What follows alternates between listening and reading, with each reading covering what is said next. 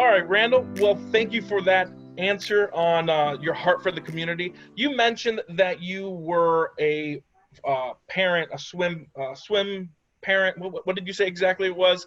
Your children were on the swim team here in Coral Springs, and that brings a couple of things to mind concerning COVID-19. The city has shut down pretty much, almost every city has shut down public parks, pools, and the response you mentioned a little bit earlier that the city was helping out the community with COVID-19. I wanted to have you expand on that and your thoughts about the city and what it's doing for COVID-19 and your concerns for COVID-19 moving forward for the future of the city. Last night at the commission meeting, they brought up the fact that they are working hard to get the county to be able to do the things, to be able to allow restaurants to stay open an hour longer. And there's a huge price being paid by our business community as we are all, we're not sheltering in place anymore, but we're certainly have a lot of restrictions that are going on right now. And so the cities are trying to get the county to open up restaurants for another hour so they can turn tables twice, you know, do that switch twice in an evening. And because right now they can only really do about one table service a night. And in order to be profitable, they need to be able to make it to two. Our city has done a pretty good job with COVID-19 with the response to it. Of course, our state and our county led the way. I saw early though, our city manager, issuing emergency orders that made sense and yet weren't too restrictive. And so I was pleased with that. As time has gone on, everyone's a little bit tired of the restrictions. I can't tell you, and I've done it and many I've seen do it, where you walk up to the store that you're about to go into and you see your reflection in the glass and you ain't wearing a mask. So you have to turn around and go back out. I was at a wings place the other day and I ran through, I thought, I don't need to grab my umbrella from my truck. I'm just going to run up to the door. I won't get that wet. And I got to the door and I saw I didn't have my mask in the middle of a rainstorm without my umbrella. So of course I did get wet going back to the car to be able to get the mask. Those things are minor inconveniences. And of course, once you get inside the restaurant, you're able to take your mask off because otherwise you can't eat or drink.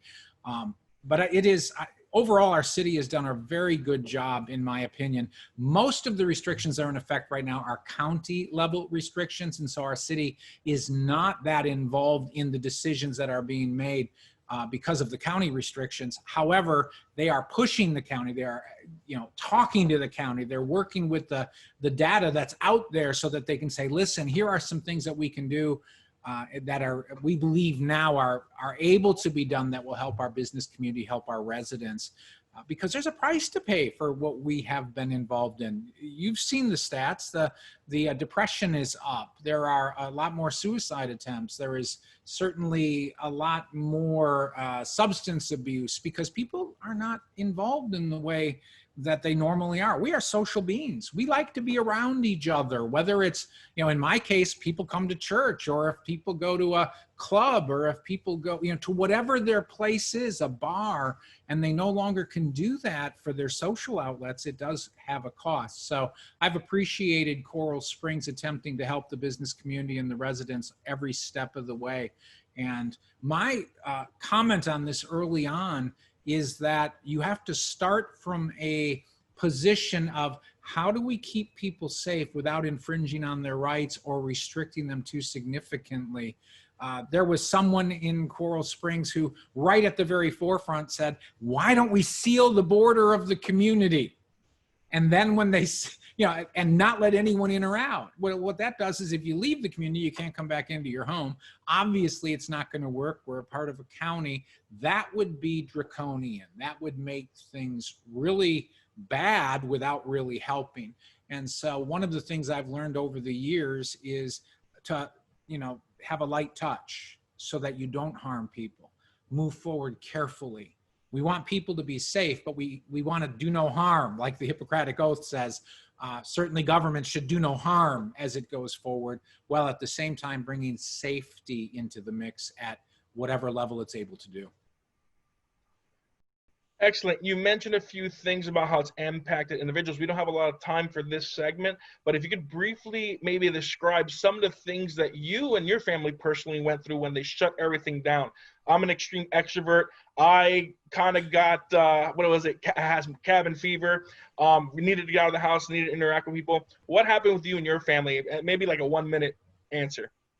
Well, my mother, who has passed away now, not from COVID-19, but from congestive heart failure, was in fairly difficult even as we came into March and the COVID-19 time. And what that did for Dawn and I and my son, who was with us at the time, is when we talked about sheltering in place, there was an elderly person that absolutely did not need to catch this thing, besides ourselves. And so for us, we really did go into shutdown. My son was very comfortable being able to, meet with his friends out of state, online. It didn't hurt his social life a whole lot, simply because a whole age group has been able to almost seamlessly shift to an online existence.